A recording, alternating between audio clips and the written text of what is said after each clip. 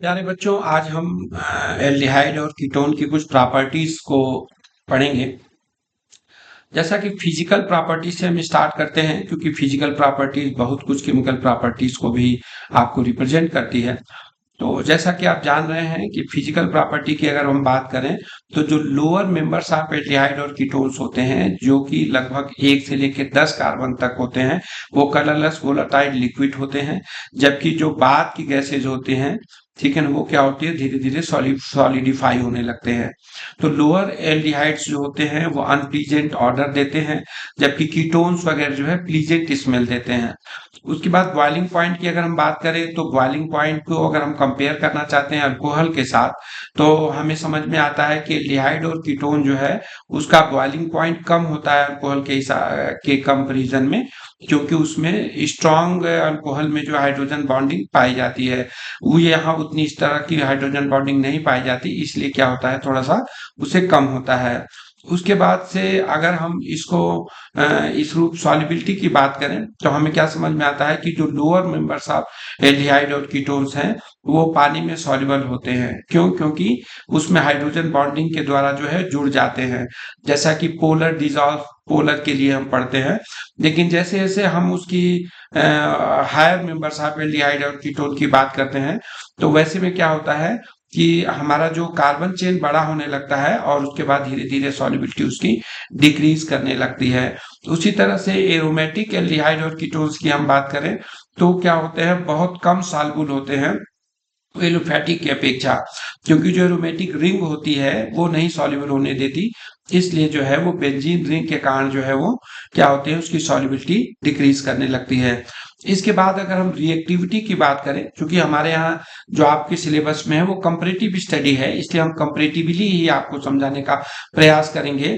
तो उसमें aliphatic aldehyde और कीटोन्स की अगर हम बात करें, तो वहां पर क्या दिखाई देता है कि जो उसकी रिएक्टिविटी है बेसिकली क्या है, कार्बोनिल ग्रुप के कारण है। कार्बोनिल ग्रुप का क्या मतलब है, सी डबल बॉन्ड ओ, यानी कि कार्बन और से डबल बॉन्ड से जो ऑक्सीजन जुड़ा है उसी के कारण रिएक्टिविटी है।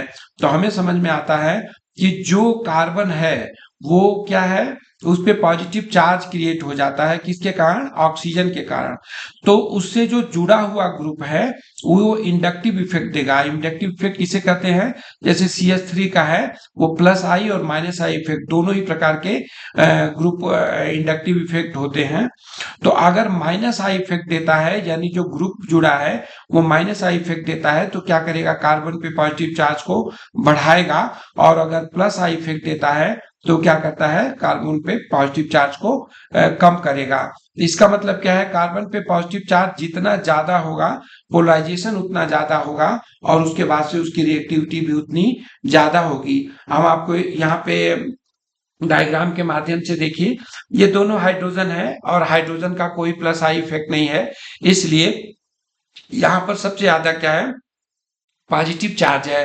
प्लस आई इफेक्ट का मतलब इलेक्ट्रॉन की डेंसिटी बढ़ा देना। तो यहाँ पर क्या है, ये जो कार्बन है ये प्लस चार्ज है, क्यों, क्योंकि ऑक्सीजन ने इसको माइनस पुल दे रखा है, यानी इलेक्ट्रॉन को अपनी तरफ खींच रखा है, तो ये पोलर है। तो उसके बाद अगर इस प्लस चार्ज को हम इस, ये देखिए यहाँ प्लस आई इफेक्ट जा रहा है, तो क्या हो जा रहा है, ये प्लस चार्ज थोड़ा सा कम हो जा रहा है, रिड्यूस हो जा रहा है इंटेंसिटी। इसका मतलब रिएक्टिविटी इसकी क्या हो जा रही है, कम हो जा रही है। तो यानी फॉर्मेल्डिहाइड सबसे ज्यादा रिएक्टिव आपको दिखाई देगा। उसके बाद एसिटिल्डिहाइड में एक प्लस आई इफेक्ट आ गया है तो थोड़ा कम होगा। एसीटोन में आप देखिए, एसीटोन में 2 प्लस आई इफेक्ट है तो थोड़ा कम होगा।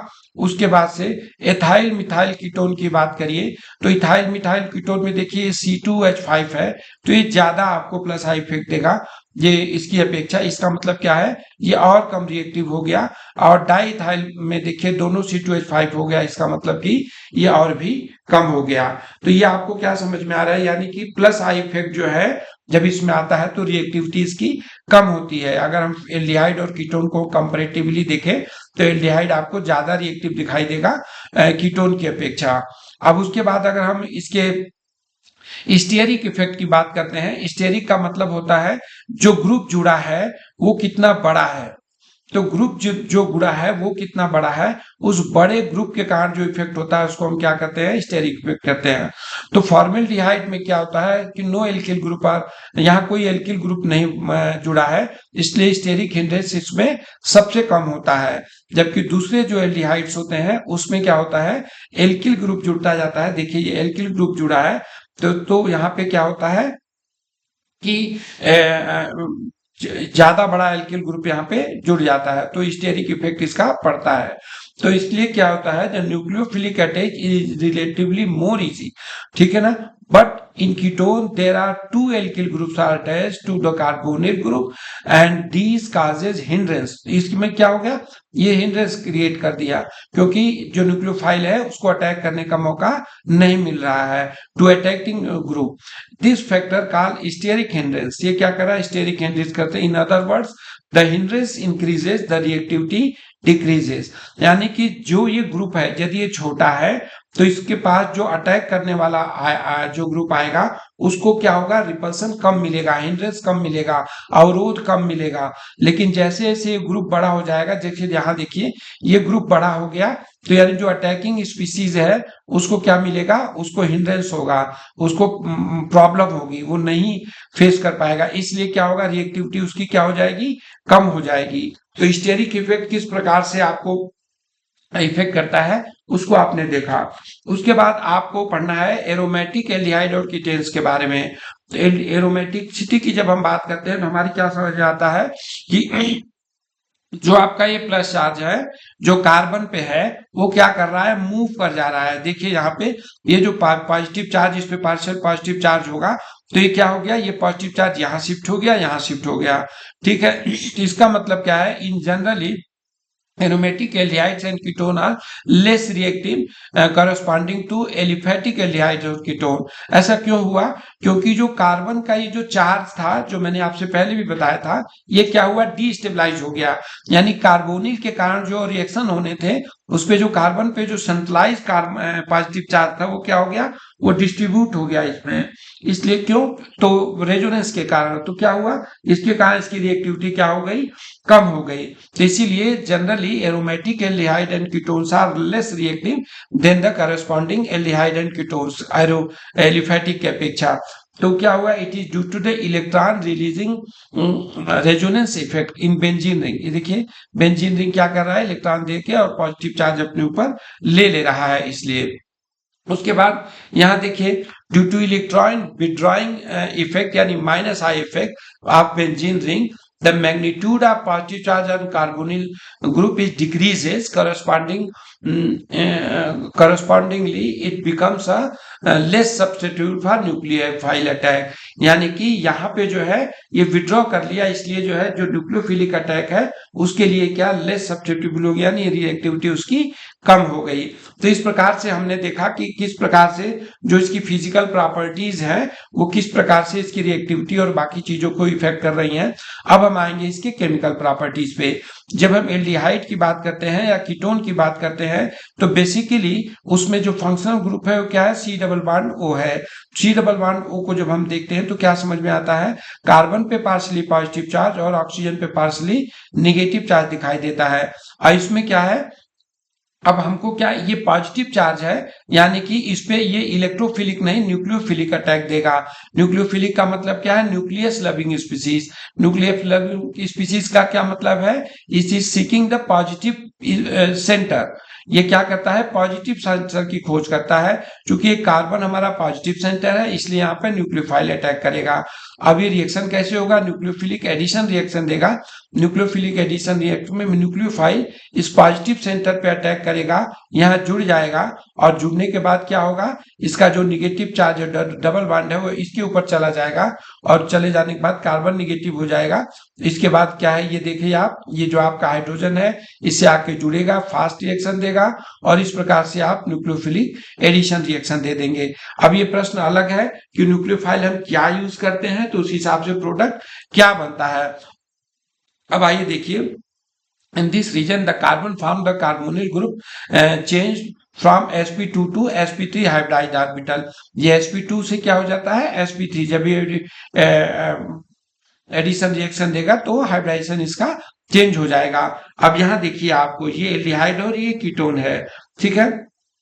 तो साइनोहाइड्रिन इसने बनाया क्योंकि H कहाँ जुड़ गया, H जाकर के ये जो Cn माइनस है ये आके आपका यहाँ जुड़ा न्यूक्लियोफिलिक अटैक पे, और H कहाँ जुड़ गया, इसी ऑक्सीजन से जुड़ गया, तो ये साइनोहाइड्रिन बन गई, ठीक है। उसी तरीके से यहाँ देखिए, ये देखिए यहाँ भी क्या हुआ, यहाँ भी वही H यहाँ जुड़ा और Cn यहाँ जुड़ा, यानी कि ये भी क्या, ये भी साइनोहाइड्रिन बना। तो इस प्रकार से जो इसकी मैकेनिज्म को हम देखने का प्रयास करें तो ये समझ में आता है क्या है कि Cn पर नेगेटिव चार्ज और यहाँ पर H जो है ये किस पे चला गया, OH के पास चला गया और ये पानी बना लिया इसने।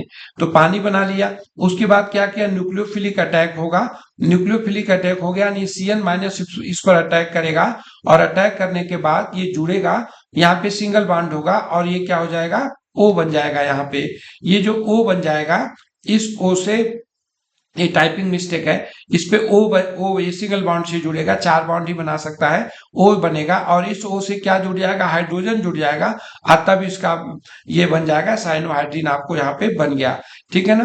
तो एल्डिहाइड और कीटोन्स में बनते हैं। लेकिन अगर हम दूसरे रिएक्शंस को देखें, एडिशन ऑफ सोडियम बाइसल्फेट को देखें, इस रिएक्शन को देखें, तो इसमें भी क्या होगा, Na+ और HSO3 माइनस। तो ये क्या है, HSO3 minus as a nucleophile काम करेगा, और यहाँ पर देखिए ये जो HNA है, तो ये क्या करेगा, ये फिर उसी तरीके से प्रोटॉन ट्रांसफर करके क्या बना लेगा, आपका यहाँ पे OH बना लेगा, ठीक है। तो इस प्रकार से एडिशन ऑफ सोडियम बाइसल्फेट का रिएक्शन इस प्रकार से होगा इसमें। अब इसके बाद एक इंपॉर्टेंट रिएक्शन आपको आता है, वो क्या है, ग्रिग्नार रीजन का रिएक्शन।